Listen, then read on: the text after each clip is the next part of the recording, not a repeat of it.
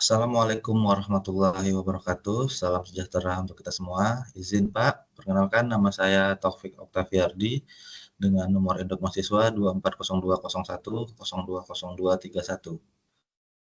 Pada kesempatan kali ini saya akan mempresentasikan tugas manajemen risiko terkait strategi mitigasi risiko bencana banjir dalam sektor logistik. Izin untuk melakukan share screen.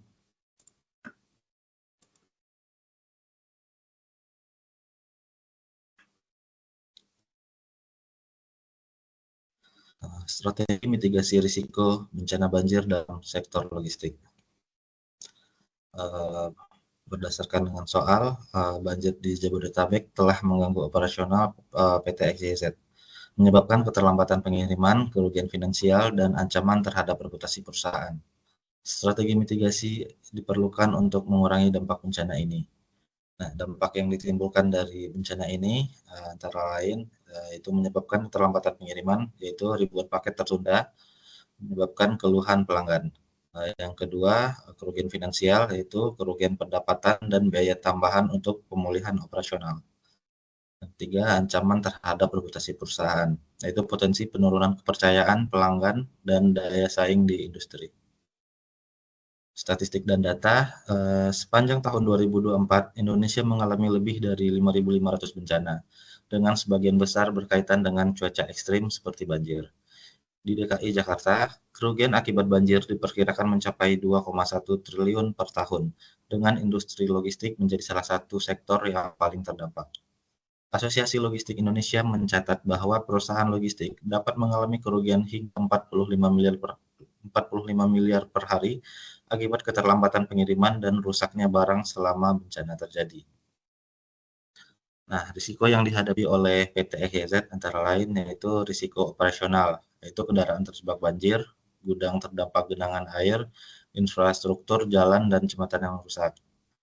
Risiko finansial, yaitu kerugian akibat barang rusak atau hilang, biaya tambahan perbaikan dan kompensasi pelanggan, denda akibat keterlambatan pengiriman, dan juga risiko reputasi, yaitu keluhan pelanggan meningkat, potensi kehilangan loyalitas pelanggan, dan lain-lain. Untuk studi kasus, saya di sini menampilkan studi kasus JNE. Pada tahun 2020, ketika banjir besar melanda Jabodetabek dan menghambat proses distribusi mereka. Meskipun gudang utama tetap aman, banyak jalur pengiriman terganggu, menyebabkan ribuan paket mengalami keterlambatan. Akibatnya, keluhan pelanggan meningkat drastis, layanan logistik terganggu, dan perusahaan harus mengeluarkan miliaran rupiah untuk kompensasi serta pemulihan operasional guna memastikan pengiriman dapat kembali berjalan normal. Nah, strategi mitigasi yang dapat dilakukan oleh PT XYZ. Untuk menghadapi risiko yang ditimbulkan oleh banjir, PT XYZ perlu menerapkan strategi mitigasi yang komprehensif, yang mencakup pemanfaatan teknologi, penguatan infrastruktur, diversifikasi armada pengiriman, serta peningkatan komunikasi dengan pelanggan. Nah, yang pertama yaitu pemanfaatan teknologi AI untuk prediksi banjir dan optimasi rute pengiriman dan kolaborasi dengan BMKG untuk akses data cuaca real time. Contohnya adalah Tokopedia Logistik mengoptimalkan rute dengan AI. Yang kedua, pembangunan infrastruktur yang lebih tangguh seperti gudang modular tahan banjir. Contohnya adalah DHL di Thailand menggunakan gudang bertingkat. Yang ketiga, diversifikasi armada pengiriman. Misalnya penggunaan kendaraan tahan air seperti drone pengiriman dan kapal kecil atau perahu motor untuk daerah banjir yang tinggi. Contohnya adalah Amazon mengembangkan drone pengiriman. Yang keempat, peningkatan komunikasi dengan pelanggan seperti sistem notifikasi otomatis untuk informasi keterlambatan. Contohnya adalah Shopee Express memberikan pemberitahuan kepada pelanggan langsung melalui aplikasi. Yang kelima, asuransi logistik berbasis cuaca seperti perlindungan finansial terhadap bencana dan klaim otomatis jika bencana alam terjadi. Contohnya adalah FedEx menggunakan sistem asuransi berbasis cuaca. Kesimpulan yang dapat diambil, banjir adalah tantangan yang tak bisa dihindari.